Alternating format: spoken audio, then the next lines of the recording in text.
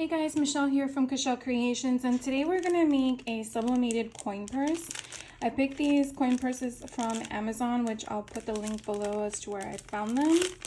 And we're going to go ahead and, I already have one open, so I don't. We're going to go ahead and sublimate on both sides a design I created to go with a recent order I made for a customer. Obviously it's backwards because this is sublimation paper and sublimation ink where we're going to adhere this to each side. So I made one side to be this as a memory, and then the other side, because they're doing this at Disney, I like the emblem and I thought it was kind of different. So obviously one side will have that like this and one side would be like this.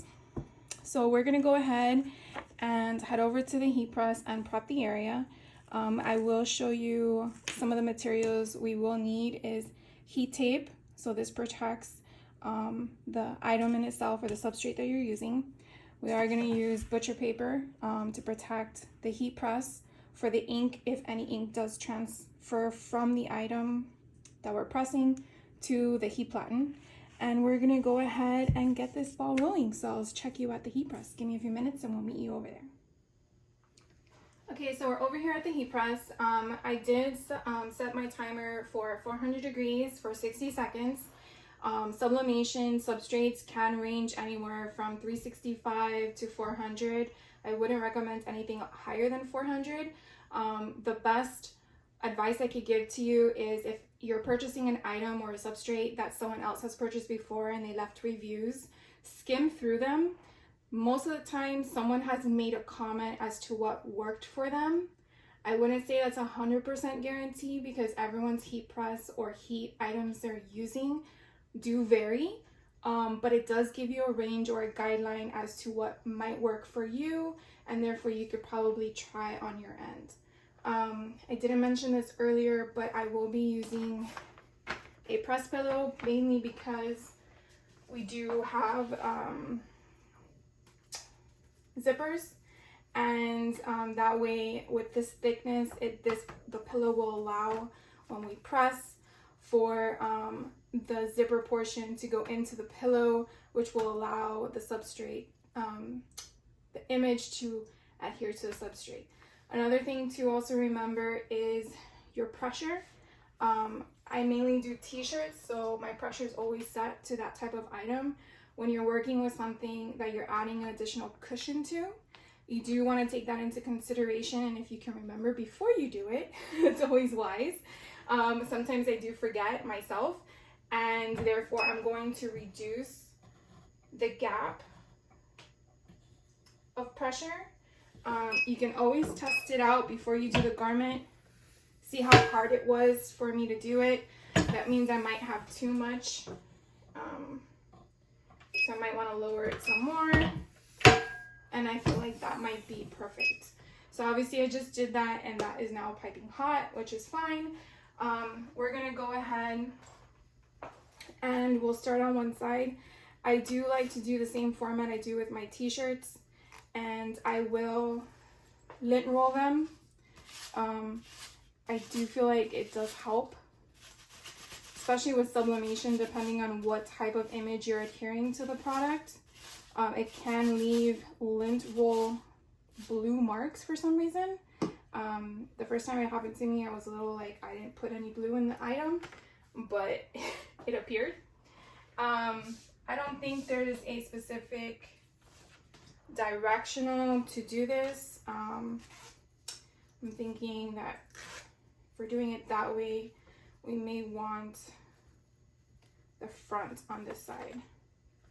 So let's see if I can take this off for a moment because it is hot. And we're going to see if we can put this right centered. I did try to center the image or make the image exactly a little bit, well, not exactly, a little bit bigger than the substrate so that it would be easier for me to center.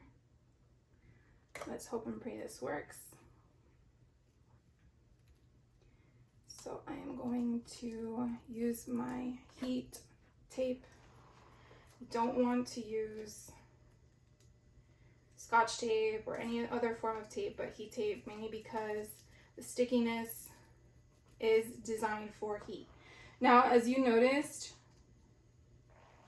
you will see that I left a border around the image itself. I did that so that way it allows me to attach the tape to it. If you're working with a type of image that doesn't give you a border because you're trying to fit as much on your sublimation paper as possible, I understand that you would just wrap it around the other side. But I was able to do it with this one. So we're gonna try and press two at the same time, which, let's see, we're gonna put this one off to the side. Let's do this one. And I guess we want them to be in the same format. So we're gonna take our lint roll again, and we're gonna use, of course, how did I do this? Okay, so I did it backwards. Got it. So we're gonna do the same thing. We're gonna try to line it up as best as possible, and then once we have this lined up, you're gonna take your heat tape and you're going to stick it. Now, I do recommend to be careful because I've done this in the past where my heat tape, I push in and then it takes the image, the design image with it. So I just try to like tape it down, which I'm gonna double check real quick on the one I just did because I didn't think about that earlier. So I'm gonna put this aside and I'm just gonna tape it, not indent it, I guess is the right way to say it. Okay, so we have both of them attached. We're gonna go ahead and bring back our pillow. I'm just gonna put this down just for kicks. Dealing with ink on your substrate is not fun. I mean, dealing with ink on your items to clean is really not fun. I've dealt with it in the past and I try to avoid it if I can. So what we're doing here is you want the image to be hitting the heat itself, so your heat platen. If you do it the other way around, there's going to be no heat going directly to the item, and therefore you might have a problem with the color transfer. So, and this just lifted. Did you see that? Let's just see if it works. All right. Just wants to give me a problem because I'm filming this. And this one did the same. You know what? It's because it's hitting with the heat.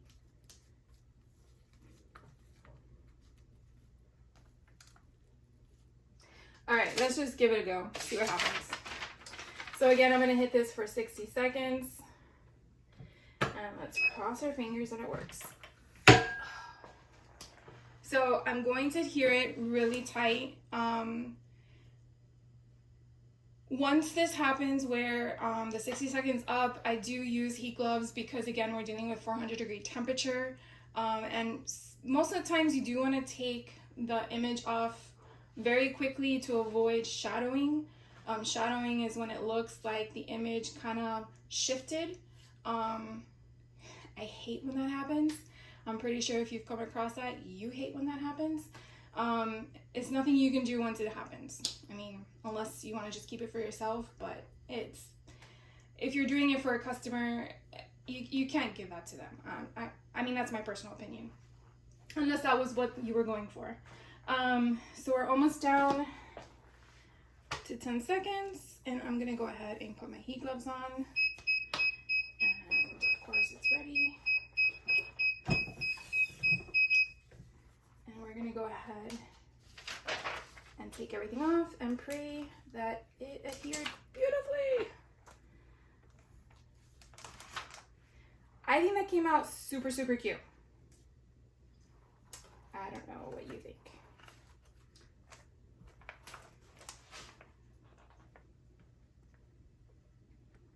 So we'll let these cool off for a bit, and then we'll do the same process on the other side. Typically, if you move the items off of the heat platen, they cool off a little bit better, faster. So I'm gonna go ahead and do that. And then we're gonna get it ready for the other side. Now, you definitely want to use the butcher paper on the other side because, again, you just pressed this side, and you definitely want to make sure that this ink does not transfer over. So just gonna let that cool off. And of course, I just burned myself a bit because I wasn't thinking about the metal ring. Always thinking about the substrate and not the metal ring. And you can see on here where it's a little bit of blue. You can see the border around the paper. So that's really what you want to try to avoid, from that portion of it transferring to your mat or your heat press, especially when you're working with a lot of sublimation substrates, because not realizing that that ink transferred, you're then going to see that kind of shadowing on the rest of your items that you're going to sublimate. You want to avoid that as much as possible. All right, so we're going to put this on the other side. Let's see if it's cooled off. Yep.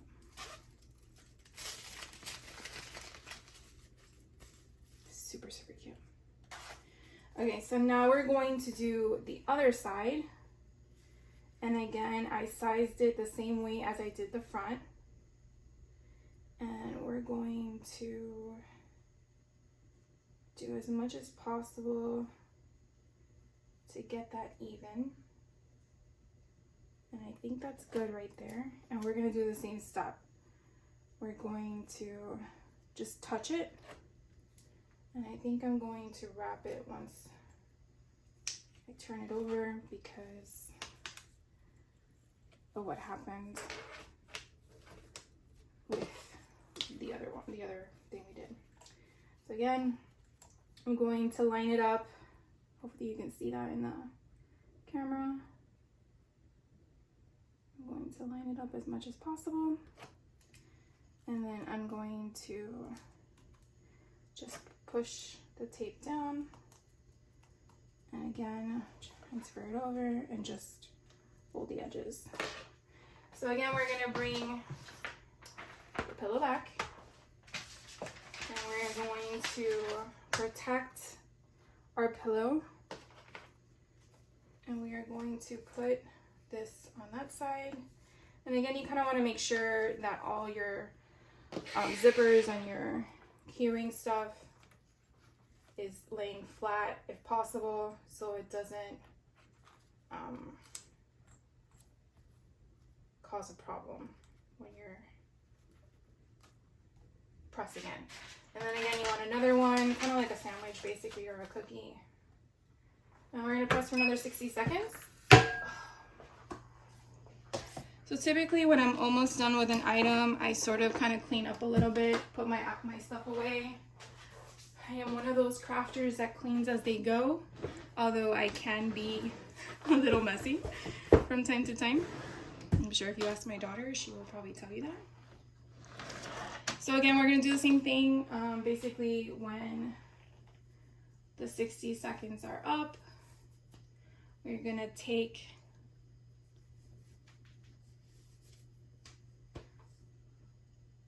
the image off. You really don't want to go past 60 seconds unless you're using lower temperature for sublimation. If you are using an easy press where that easy press is not able to go up to 400, and you're using less heat, then you may want to extend your time frame. I really, really pray this came out cute. Okay, here we go. Okay. You tell me how cute that is. Isn't that cute? All right, I will catch you on the desk and we will inspect, and I will show you what we're looking at. All right, guys, so we're back here at the table while they're cooling off, and I just wanted to show you a few things. When we press the other side, you'll see the reason why I suggest for you to put a butcher paper underneath your substrate, because you can see that the ghosting of the image, it didn't remove it, it just gave the impression on that paper. Now, if we didn't have this on there, this image would have gone onto our pillow. So just something I wanted to show you so you understand why I'm saying those things. Also, you can see that the image did come through to the other side. So again, it's just something I suggest because I do want you to be successful in your items that you are making. So let's take a look. As you can see, this is one side, and again, it's like a little coin purse. And then of course the other side.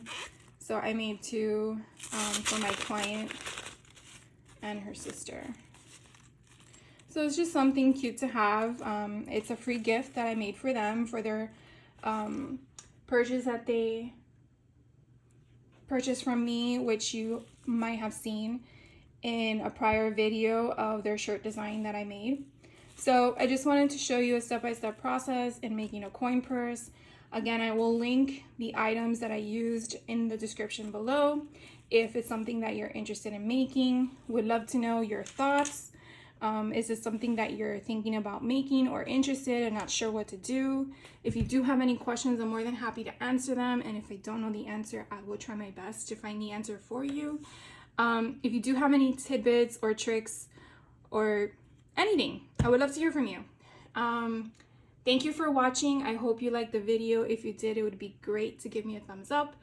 If you're not a subscriber, would love for you to subscribe. If you are a subscriber, thank you for subscribing. Don't forget to hit that notification bell so you can be alerted on my next video. And no matter what time you're watching this, you have a fantastic day, and I will catch you on the next one. Take care.